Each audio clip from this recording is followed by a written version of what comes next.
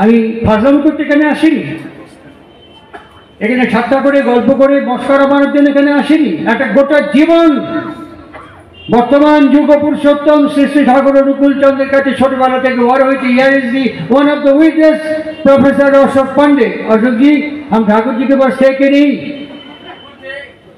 हाँ, आप देखा है हम ठाकुर जी के पास थे? देखिए, सुनिए, এই যে তার কাছে ছোট থেকে বড় হয়ে ওঠা আমার জীবন, ছোট থেকে বড় হয়ে ওঠা আমার জীবন, আমি দেখেছি যে কি করে সংস্কারকে ইম্পার্ট করছে ছোট ছোট। এটা প্রথম কাজে করলেন শ্রী শ্রী ছোট মা খাটের ছত্রি ধরে দাঁড়িয়ে আছেন। ঠাকুর কথা বলতে বলতে ঢুকে গিয়ে বললেন, আমি তো যে কাম করবে কইছিলাম তুই করেছিস? হ্যাঁ, এখনই করছি। এটা আমরা বলি, আমাদের ঘরও হয়। কেন তিনি এক্সেপশন, কেন তিনি ব্যতিক্রমী? আমাদের মতো দুহাত দোকান দু চোখ নিয়ে তিনি কেন ব্যতিক্রমী? আমাদেরও হয়। ছোটমা বলছেন এখনই করছি, ভুলে গেছিলাম। ঠাকুর ভক্তবৃন্দকে জিজ্ঞেস করছেন, এই মানুষ ভুলে যায় কত? জন্ম, ঈশ্বর, আদর্শ, সংস্কার কি করে কেমন করে হয়? ঠাকুর অনুকূল চন্দ্র তার নিজের জীবন দিয়ে শেখাচ্ছেন। বলছেন, সঙ্গে সঙ্গে বলছেন মানুষ ভুলে যায় কত দেখি। অনেক ব্যাখ্যা শুনলেন, খুশি হলেন না। ঠাকুরকে জিজ্ঞেস করছে, আপনি বলুন। ঠাকুর বলছেন, অশ্রদ্ধা থেকে। তাই ছোট মা ঠাকুরকে অশ্রদ্ধা করে? ছোট মা নিজে প্রশ্ন করছেন। ঠাকুর দেবীপ্রসাদ মুখোপাধ্যায়কে বললেন, ডিকশনারি দেখ। ডিকশনারি যখন দেখা হলো, দেখুন সৎ প্লাস ধা, আশ্রয় এবং সেবা।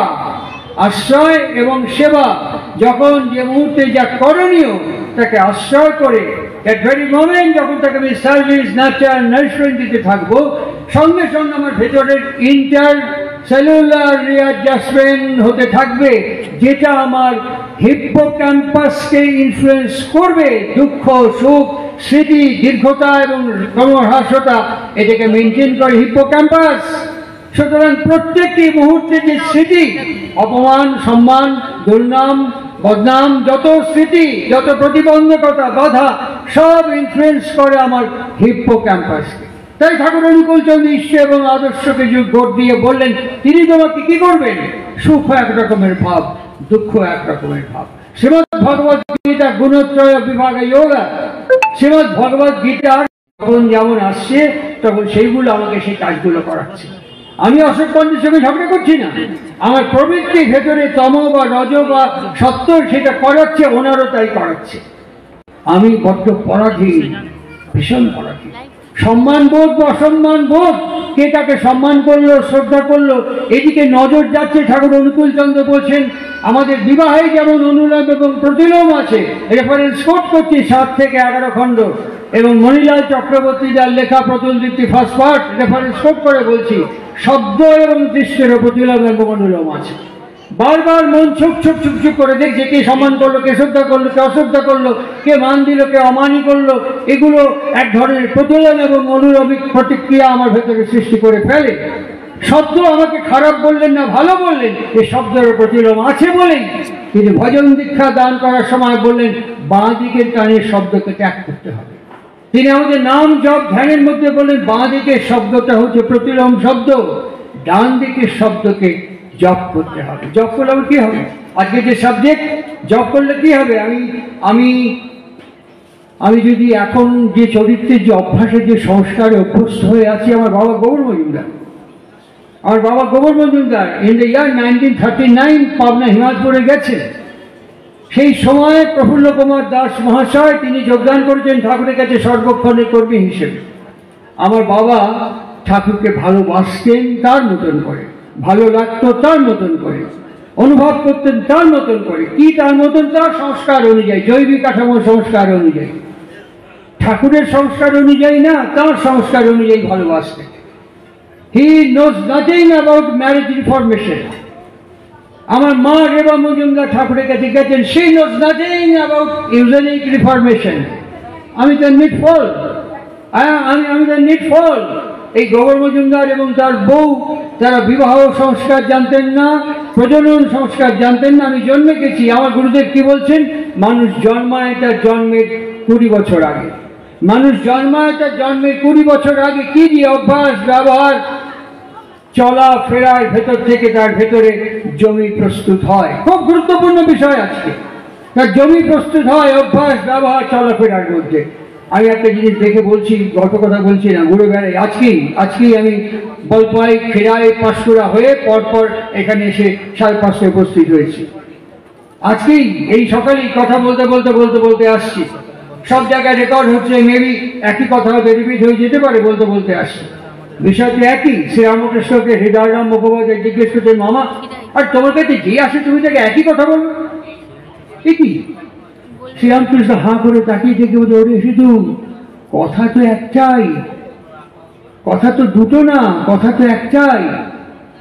আমার মুখ আমার কথা 100 বার 1000 বার বলবে, তাতে তোর তীরে শালা বলে অনেক অশ্লীল শব্দ প্রয়োগ করেছিলেন। হৃদয়রাম মুখোপাধ্যায় তার মামা অবতার বরিষ্ঠা শ্রী রামকৃষ্ণকে বলছেন, মামা আমি কে তুমি জানো তো?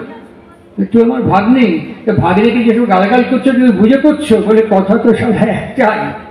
ঠাকুর অনুকূল চন্দ্র তিনি একইভাবে বলছেন, কত কথা বলেছি, কত রকমে বলেছি, কত ভাবে বলেছি, আসলে আমি একটাই কথা বলেছি।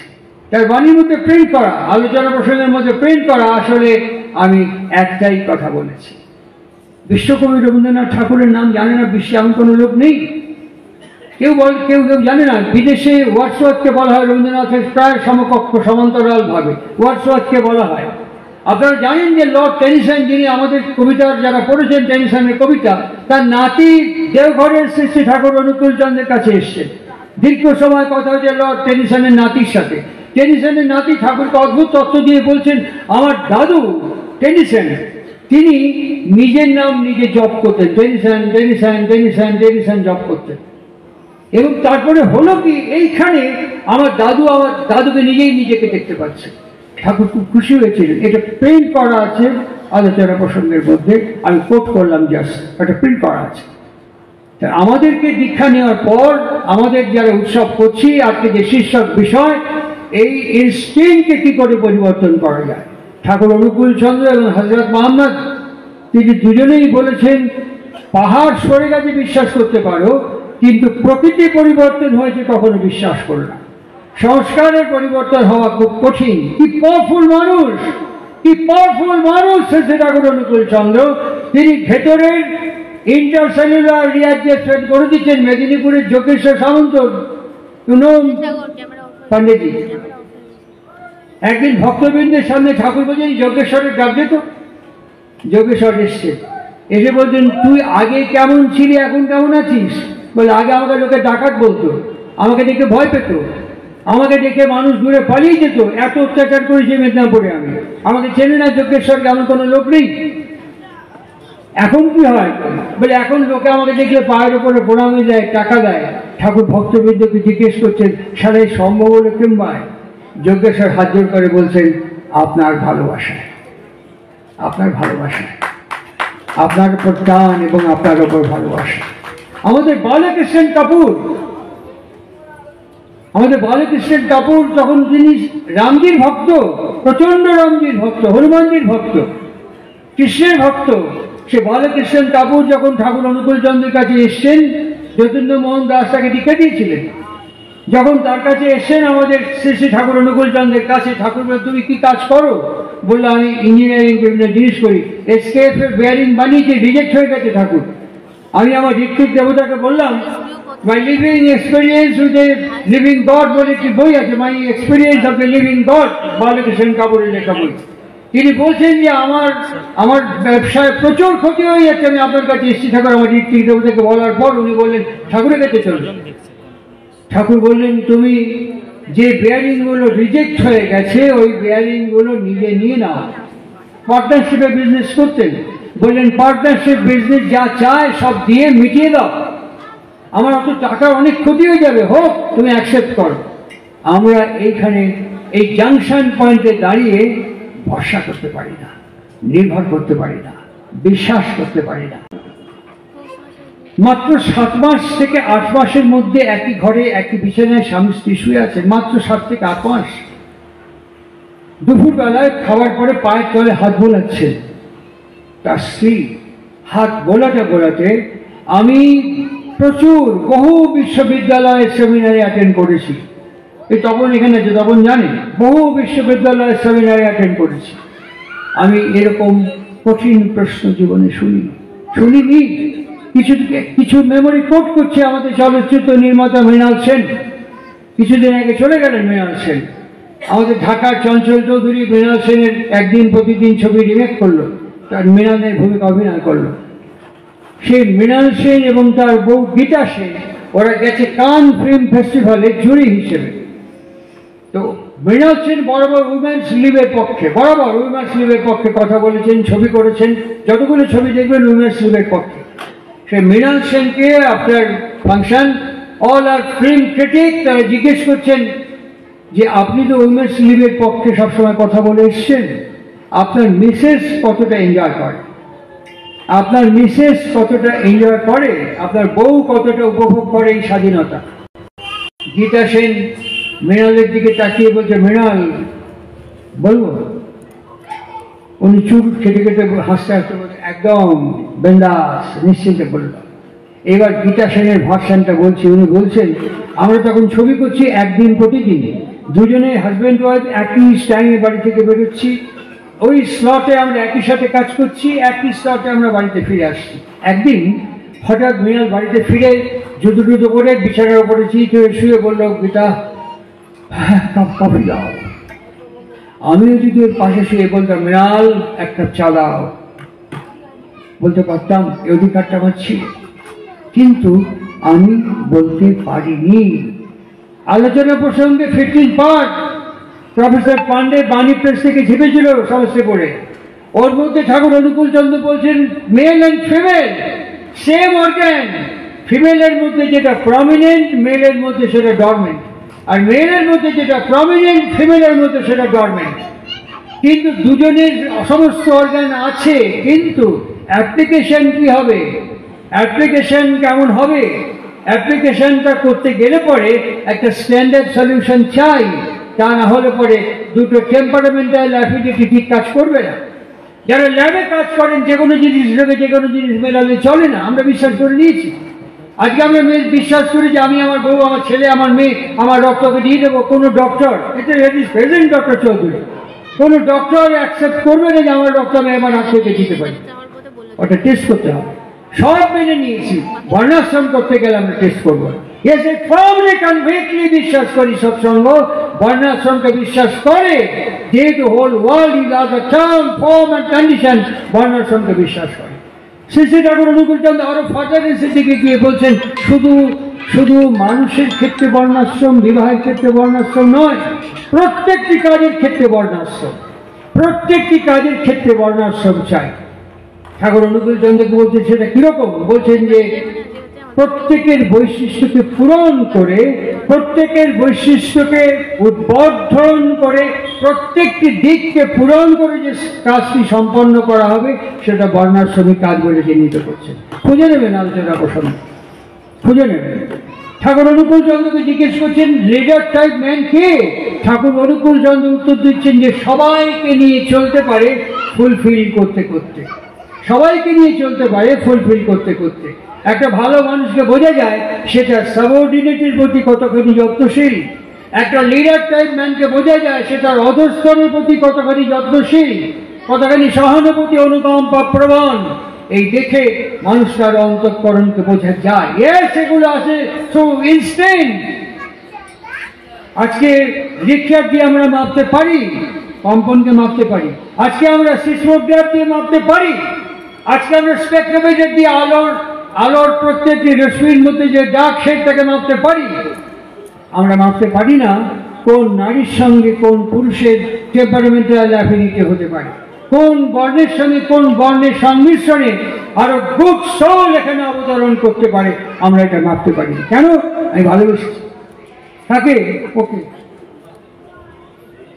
তুই যদি অ্যাকসেপ্ট না করে বাড়ি থেকে চলে যাবো, ভাগ্য বাচ্চা হবে, সন্তানদি হবে, আমি যখন বলবো এটা করে দেবো, পারবো না, আমি যখন ওটা শুনবো না, আমার মুখের ওপরে লাঠি ঝাঁটা মারবে, তখন আমি কপাল চাপড়াবো। সমস্ত ডাস্টবিনটা কোথায়? ঠাকুর অনুকূল চন্দ্র। সমস্ত ডাস্টবিন কোথায়? ধর্ম। সমস্ত ডাস্টবিন কোথায়? গুরুদেব, গুরুকরণ, দীক্ষা প্রকরণ, ওই ডাস্টবিনে সব ছুঁড়ে ফেলে দিয়ে বলবো দীক্ষা নিলাম, কিছু হলো না। একজন ঠাকুরকে জিজ্ঞেস করছেন, আপনাকে ধরেছি, ঠাকুর ধরেছি, লোকে আমাকে বলে ঠাকুর ধরেছিস, তো উন্নতি হলো না। ঠাকুর ঝুঁকে বলছি লোককে, কবি আমি ঠাকুরকে ধরিনি, ধরতে পারিনি। ঠাকুরকে ধরলে পরে কারো অবনতি হয় না, এটা লোককে বলবি বুক ফুটিয়ে, আমি ঠাকুরকে ধরিনি। ধরতে পারলে তার অবনতি হয় না কখন। ঠাকুরকে ধরা মানে, আমি অনুকূল ঠাকুরকে দেখিনি, কাছে বসিনি, কথা বলিনি, স্পর্শ করিনি, সবার আমি তার বাণীকে অনুসরণ করে চলছি, তার নির্দেশকে অনুসরণ করে চলছি, তার আদেশকে পালন করে চলছি। আমি ঠাকুরের সঙ্গ করছি প্রতি মুহূর্তে, এবং তার নেট ফল, নগ্নানগ্নি ফল হাতে কলমে পাবেন। ইনস্টিন কেমন? মণিলাল চক্রবর্তীর প্রতুল দীপ্তি বই থেকে কোটকটি দেবীপ্রসাদ মুখোপাধ্যায় ট্রেন থেকে ছিটকে কাদার মধ্যে জঙ্গলে পড়ে যায়, চলন্ত ট্রেন থেকে। বেশ কিছুক্ষণ সময় অজ্ঞান অচৈতন্য হয়ে থাকে, সেন্স ফেরে। সেন্স ফেরার পর ঠাকুরের কাছে এসে জিজ্ঞেস করছেন, আপনি যে বলেন একটা দুর্ঘটনা ঘটে জন্ম জন্মান্তরের সংস্কার থেকে, আমি যে ট্রেন থেকে পড়ে গেলাম, আমি তো মরেও যেতে পারতাম, আমি বাঁচলাম এবং আপনার কাছে ফিরলাম কি করে? ইনি উত্তর দিয়ে বলছেন, ইনার হ্যাঙ্কারিং, ওই সুপ্রিম এনার্জির সঙ্গে মেলবার জন্য অন্তর্চেতনা তোমার আগাগোড়া ভেতর থেকে ছিল বলে আজ তুমি আমার কাছে এসে বসতে পেরেছো। আমার এই যুগে আমি ডক্টরেট ইনার চেতনা কি, আমি কিছুক্ষণ আগে পাশ করে বলে আসলাম। আমি সেদিন গেছিলাম BIT, Birla institute of technology, সেখানে একটা সেমিনারে গিয়েছিলাম, যারা হাইড্রোজেন থেকে ফুয়েল বার করছে, যারা অ্যান্টি অ্যালার্জিক মলিকুল বার করে ফেলেছে, যারা আলঝাইমার এবং পার্কিনসনের প্রিভেনশন বার করার জন্য গবেষণা করছে, প্রাইম মিনিস্টার ফান্ড থেকে 5 কোটি টাকা সেখানে ডিপ্লয় করা হয়েছে। আমি গিয়েছিলাম বিড়লা ইনস্টিটিউট অফ টেকনোলজি, সেখানে গিয়ে যার বাড়িতে আমি গেস্ট হয়ে ছিলাম তাকে বলে একটু চা করে দিত। কি আমি পারি না, তুই চা খাও না? হ্যাঁ, প্রত্যেকে খাও, হোম ডেলিভারি। আরও আচ্ছা, রান্না, ল্যাব, ক্লাস, কোচিং, টিউশন সময় নেই, রান্না খাও কি করে? Home delivery. যা জিজ্ঞেস করি সব হোম ডেলিভারি। আমি ঘর দৃশ্য পরিষ্কার করি, আরবান ক্লাব, একটা ফোন করি, আরবান ক্লাব থেকে এসে পিন টু এলিফেন্ট সব কাজ করে দিয়ে চলে যায়, পে করে দিচ্ছে কে।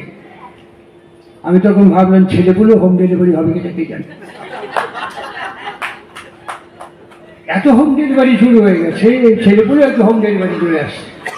এই জাতি 140 কোটি ছুঁই ছুঁই কোন জায়গায় পৌঁছবে, কোনখানে পৌঁছবে? তাই আর্য শাস্ত্রের কথা হচ্ছে গুরু আদেশকে পালন করে চলা, গুরু গৃহে থাকা। আমার গুরুর থেকে যাই আসুক না কেন, তারা কেউ এক হতে পারে না।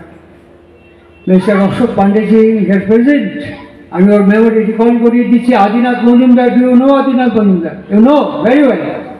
আদিনাথ মজুমদার পাবনা হিমায়তপুরে গেছে, পূজ্যপাদ বর্দা তাকে পাওয়ার অফ অ্যাটর্নি দিয়েছেন। আদিনাথ মজুমদার গিয়ে আসাদুদ্দিনকে পাওয়ার অফ অ্যাটর্নি দিয়ে আসলে হোল প্রপার্টি সেল করে দেওয়ার জন্য। জানেন আপনি ভালো করে, এই যে মানুষে বসে আছেন, mister Ashok Pandey is the first man. Satsang আন্দোলনের ইতিহাসে ভারতবর্ষে প্রথম মন্দির স্থাপিত হয় 100% বৈদিক নিয়ম আচার অনুষ্ঠান ঠিক করে অশোক পান্ডেজি। ভুল বলছি? ভুল বলছি? ঠিক कहते हैं कि না কহিয়ে না, প্রথম তৈরি করেছি।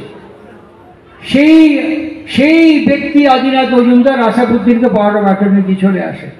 ঠাকুর বসে আছেন চৌকির ওপরে, পাশে শ্রী শ্রী বড়মা ঠাকুর, সামনে আদিনাথ মজুমদার, ডান দিকে পূজ্যপাদ বর্দা, বাঁ দিকে পূজ্যপাদ প্রভাষচন্দ্র চক্রবর্তী ঠাকুরের ভাই। ঠাকুর আদিনাথকে জিজ্ঞেস করছেন, তুই পাওয়ার অফ অ্যাটর্নি দিয়ে দিলি? তুই পাওয়ার অফ অ্যাটর্নি দিয়ে দিলি? আদিনাথ হাত কচলাতে কচলাতে বলছেন, কি করবো ঠাকুর, আমার কাছে ঠাকুর পরিবারের সবাই সমান। আর হঠাৎ অল অফ এ সাডেন বড়মা উঠে ধীরে ধীরে ধীরে ধীরে হেঁটে যাচ্ছেন, তীর্থিরিটি এবং খগেন তপাদার ধরে ধরে নিয়ে যাচ্ছেন। ঠাকুর ঘুরেই বললেন, বড়মা কোনে চলবে? আর বড়মা আস্তে আস্তে, ভাবুন, কল্পনা করে ভাবুন, প্রোফাইল শট, ফিল্মে long shot, long profile shot, বড়মা ওখান থেকে আস্তে আস্তে ঘুরছে ঠাকুরের দিকে। আঙুল তুলে বলছে, তোমার এত বড় অপমান আমি সহ্য করবে পারতেছি না। ঠাকুর বললেন, আমার অপমান করলো কি? আঙুল তুলে আদিনাথ, এই আদিনাথ আজ করছে ঠাকুর পরিবারের সবাই সমান। এতটুক বয়সে বিয়ে হয়ে তোমার ঘরে আমি আসেছি, আজ বুড়া হয়ে গেলাম, এখনো পর্যন্ত তোমার বাঁ পায়ে করে আঙুলের ইঙ্গিত ইশারা ভাষা আমি এখনো বুঝে উঠতে পারি না। আর এই আদিনাথ কয় কিনা ঠাকুর পরিবারের সব সমান, এই অপমান আমি আমি সহ্য করে পারতেছি না। চোখটা জলে ভরে গেছে। ঠাকুর হাসতে হাসতে হাসতে হাসতে বলে, চালা বড় বউ আমার পরিমাণটা দেখুন, এরকম করে দেখেন এতটুক ভালোবাসে, তার পরিমাণটা এতটুক, বড় বউ আমার এতটুক ভালোবাসে। যিনি বুঝতে পারলেন সবটা এতটুকু ভালোবাসে। সাইমultaneously আমি কতটুকু ভালোবাসি, সাইমultaneously আমি কতটুকু অনুপ্রবেশ করেছি, সাইমultaneously আমি কতটুকু আমার জীবন চলন চরিত্রের মধ্য দিয়ে তাকে এক্সিবিট করে রিপ্রেজেন্ট করতে পারছি। Is the fundamental question.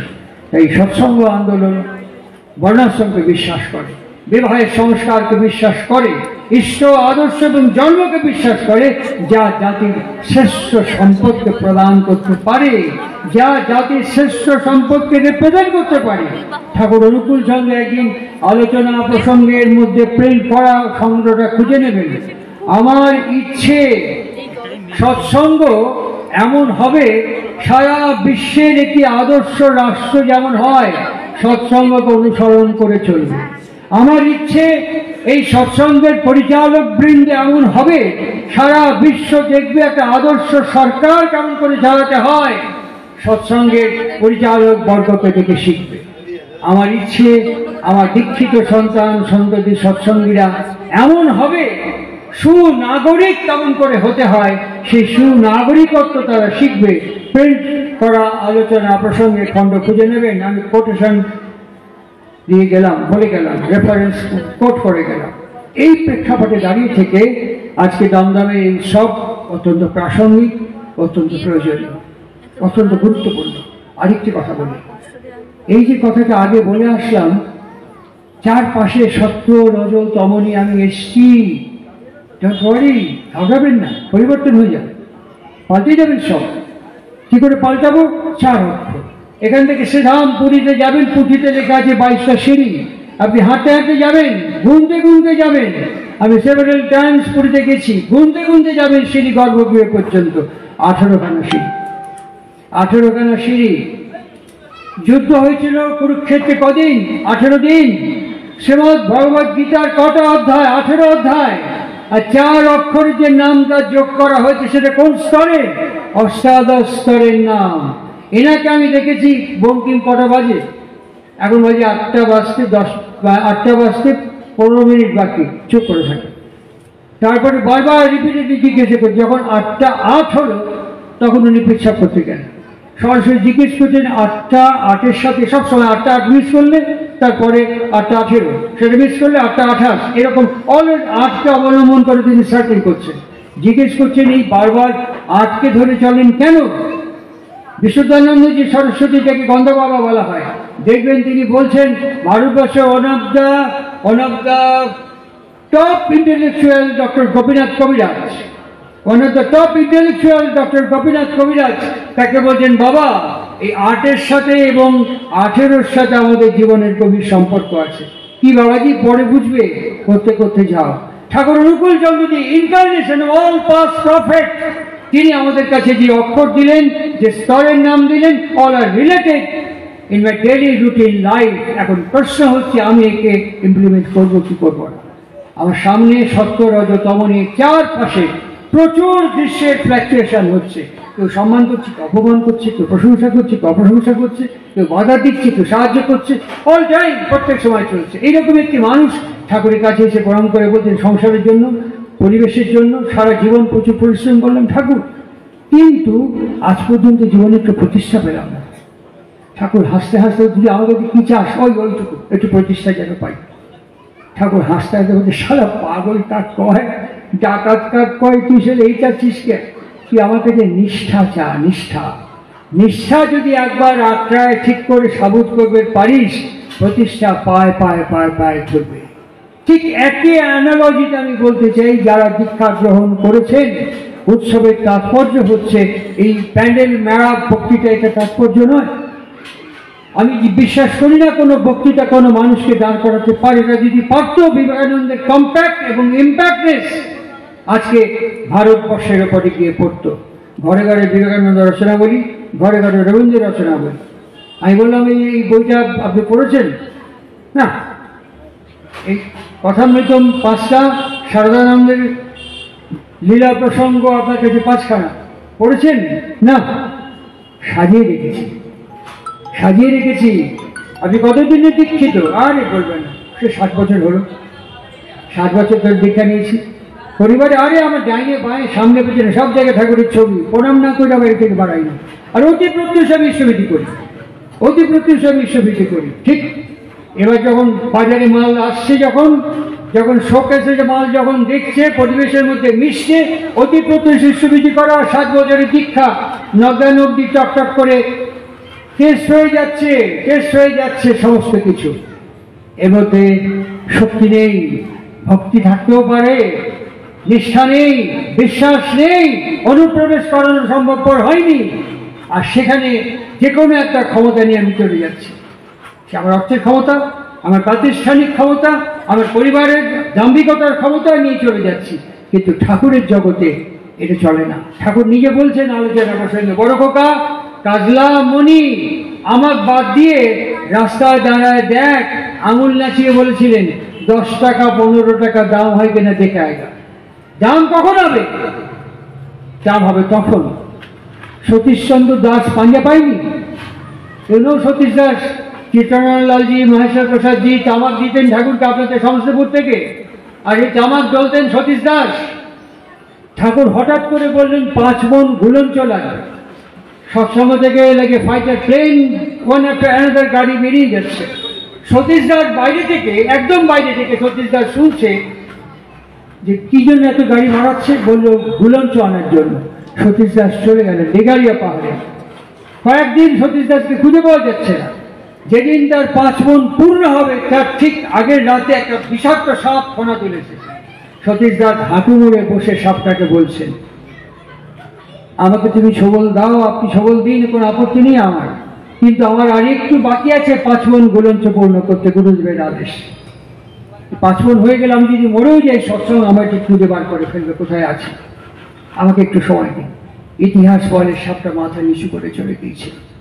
কোনো বিজ্ঞাপন নেই, কোনো প্রচার নেই। যখন রসেশ্বনা মন্দিরে 5 মণ গুলঞ্চ গেল, বীরেন্দা, দাড়ি বীরেন্দা বলতাম, বীরেন্দা এসে ঠাকুরকে বলছে, ঠাকুর 5 মণ গুলঞ্চ এসে গেছে। উনি পার্লারে বসে সঙ্গে সঙ্গে বলছেন, সতীশ আনিসে বুঝি?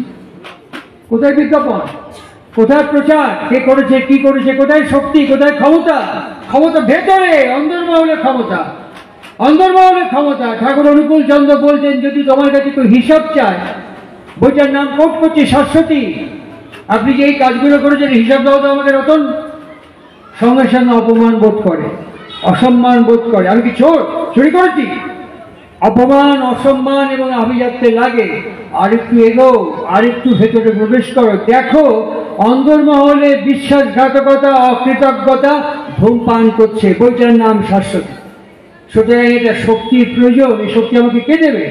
এই যে জপ করছি, একমাত্র নিউরন, একমাত্র নিউরন আমার শরীরে ইলেকট্রিসিটি তৈরি করে।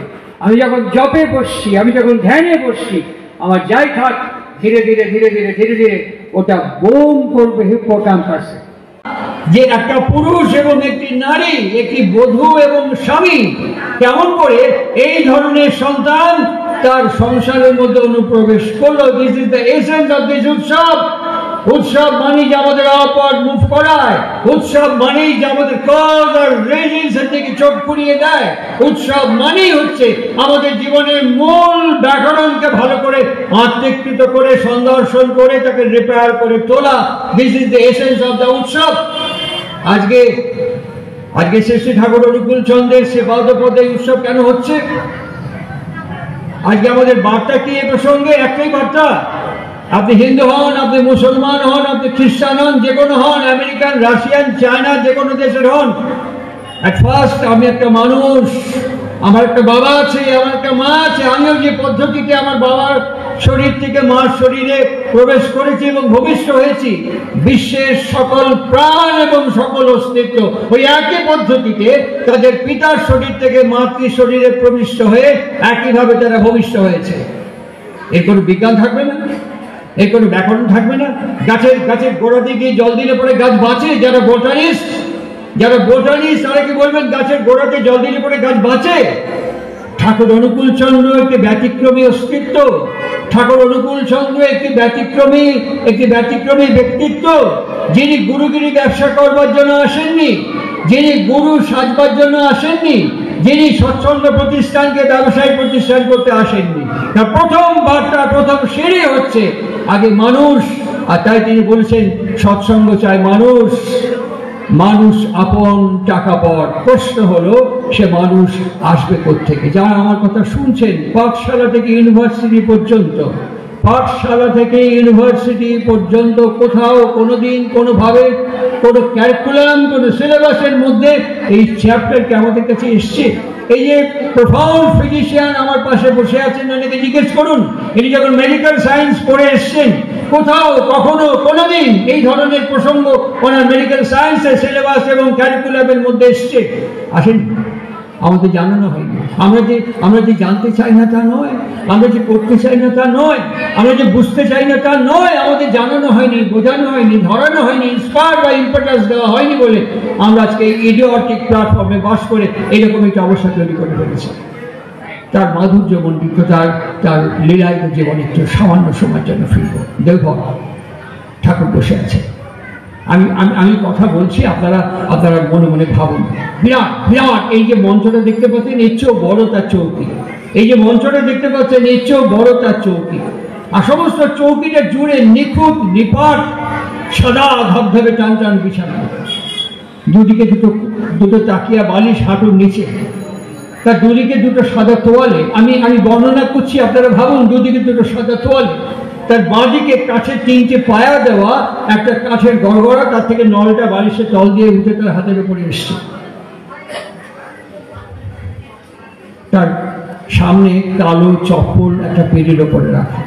ঠিক তার পাশে ডান দিকে একটা গারু, যাকে আমরা বদনা বলি, গারু, তার উপরে একটা পাট করা গামছা ভাঁজ করে রাখা। ঠিক তার পাশে একটা ছড়ানো পিকদানি, তিনি থুতু ফেলতেন, মুখ কুলকুচি করছেন, হাত ধুচ্ছেন, ছড়ানো একটা পিকদানি।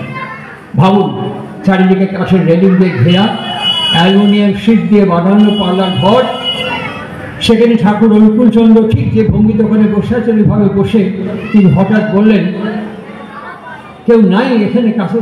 আমরা অনেক সময় শুনি, আমি অনেক জায়গায় শুনেছি, ঠাকুর একদম সবসময় লোকজন পরিবেষ্টিত হয়ে থাকতেন। না, ভুল। ঠাকুর কখনো কখনো একদম একাকিত্বে থেকেছেন। ঠাকুর সবসময় লোকজন ভক্তজন পরিবেষ্টিত হয়ে থাকতেন না, ভুল। ঠাকুর অনেক সময় একদম একাকী আক্ষেপ করেছেন, আমার কাছে সবসময় একজন মানুষ থাকে না, কি প্রয়োজন কার কই? এই আক্ষেপ আমি শুনেছি তার কাছে। অল্প সাডেন চুনিলাল রায়চৌধুরী সৎসঙ্গের জয়েন্ট সেক্রেটারি ছিলেন, সুদর্শন, সুপুরুষ, সুলেখক। তার ছদ্মনাম ছিল সাবর্ণী। চুনিলাল রায়চৌধুরী এসে প্রণাম করে ঠাকুরের কাছে বসে কি বললেন জানেন? তিনি ঝুঁকে দিয়ে বললেন, এই তুই তোর মার গু দেখেছিস? চুনিলাল রায়চৌধুরী অপ্রাসঙ্গিক কথাটা শুনে হা হয়ে গেলেন, অবাক হয়ে গেলেন। তিনি দুদিকে মাথা নেড়ে বললেন, না দেখিনি। তার কিছুক্ষণ পরেই জ্যোতিরিত্বিক অধ্যাপক শরৎচন্দ্র হালদার, যিনি ইংরেজি হেড অফ দ্য ডিপার্টমেন্ট ছিলেন খুলনার পিসি কলেজে, সেই শরৎচন্দ্র হালদার বসার সঙ্গে সঙ্গে ঠাকুর জিজ্ঞেস করছেন, শরৎদা, আপনি কখনো আপনার মার গু দেখেছেন? শরৎ হালদার বলছে, আমার না ঠাকুর।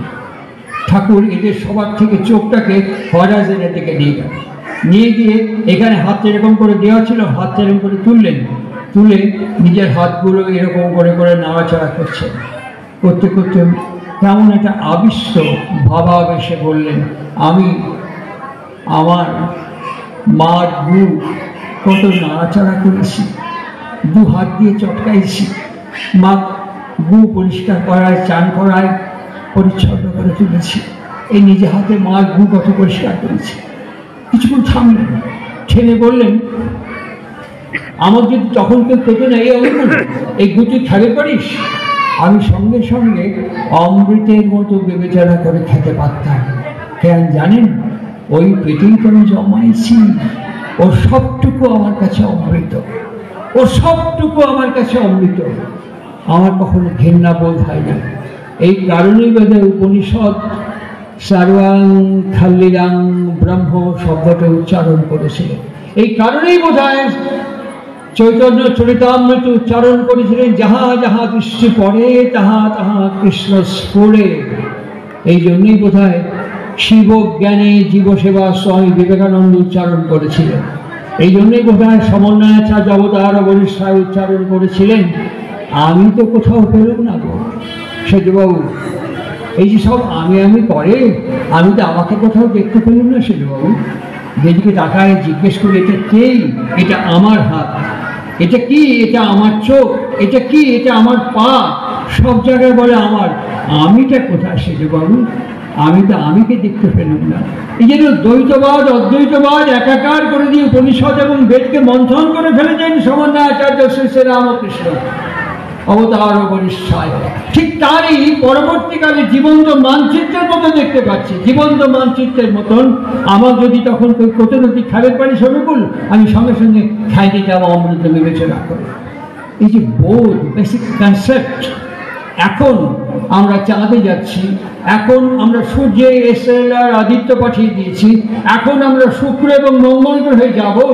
এত এত টেকনোলজিক্যাল, এত এত উন্নত হওয়ার পর এখনো পর্যন্ত আমি আমার আমার মা এবং আমার বাবার কথা এই মুহূর্তে কি প্রয়োজন, কি দরকার, কি করলে তারা খুশি হয়, এখনো পর্যন্ত আমি এটা ভালো করে ট্রেস করতে পারি না। হ্যাঁ, আপনি যদি আমাকে জিজ্ঞেস করেন আপনার মা কি করতে দাঁড়ান, জাস্ট এ মিনিট, পকেট থেকে মোবাইল খুঁজে মাকে ফোন করে জিজ্ঞেস করবো, মা তুমি কি করছো, বাবা তুমি কি করছো, তোমার জল তেষ্টা পেয়েছে, শরীর খারাপ হয়েছে। আরে এটা যদি করতে চাকর রাখা যায়, যদি এইটা করা যায় তাহলে চাকর রাখা যায়।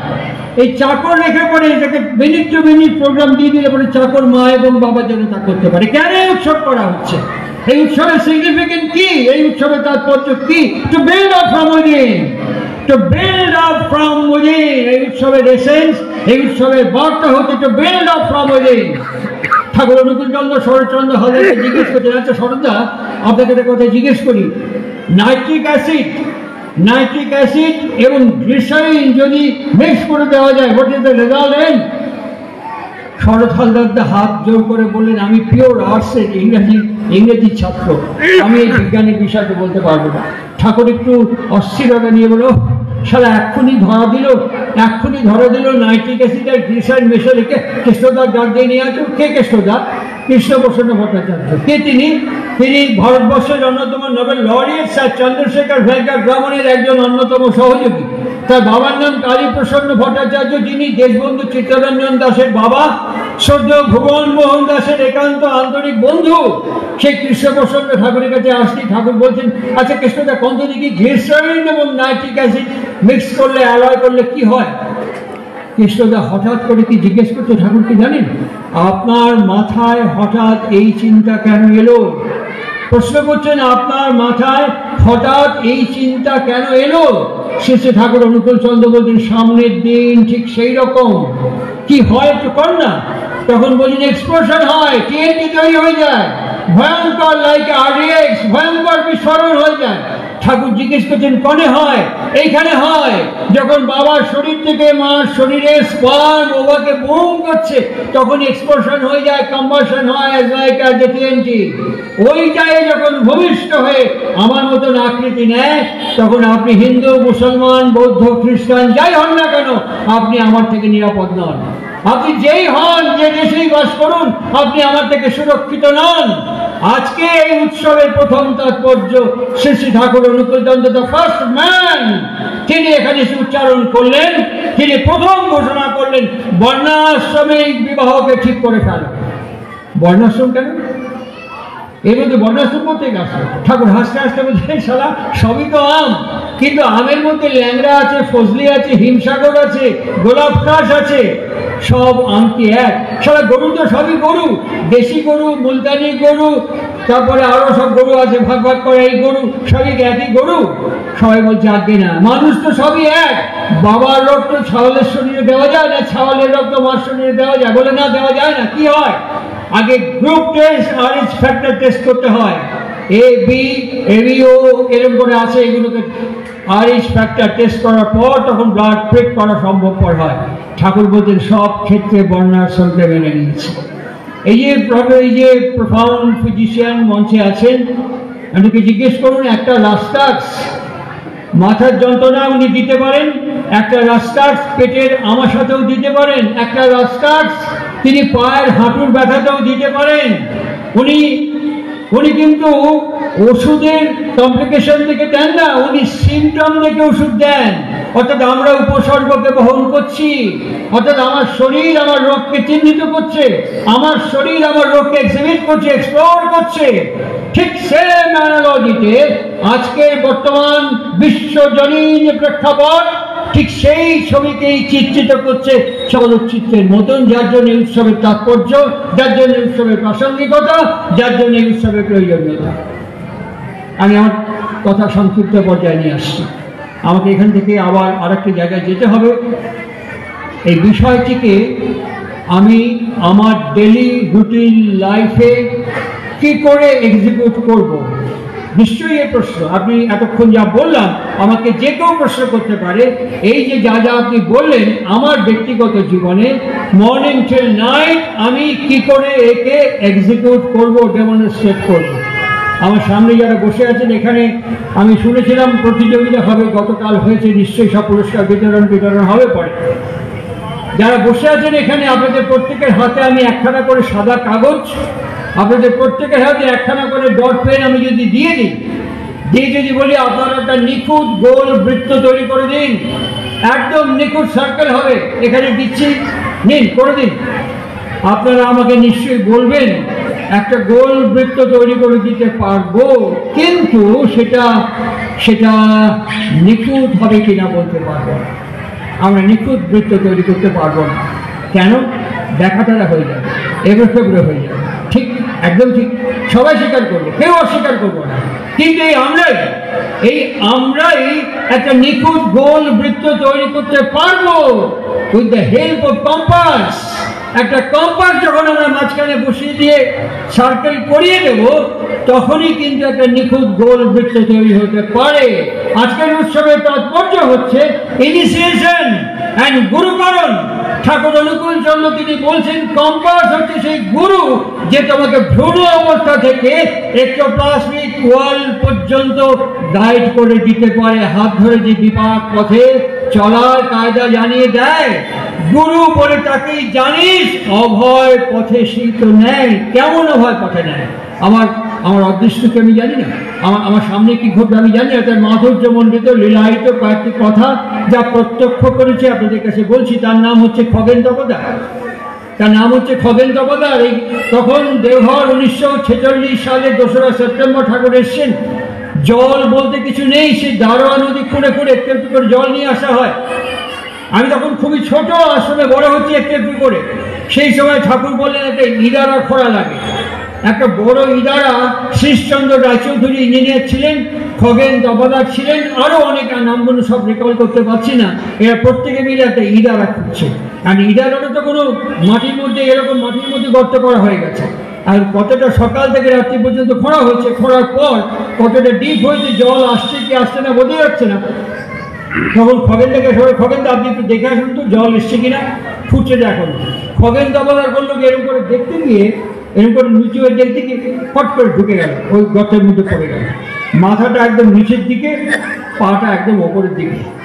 যারা ছিলেন দৌড়তে ঠাকুর অনুকূল চন্দ্রের কাছে এসে হাজির। ঠাকুর খগেনদা বলে আর বাঁচবে না মানে এরকম দেখতে গিয়ে এই ঘটে গেছে, বোধহয় বাঁচবে না, বোধহয় মারা গেল খগেনদা।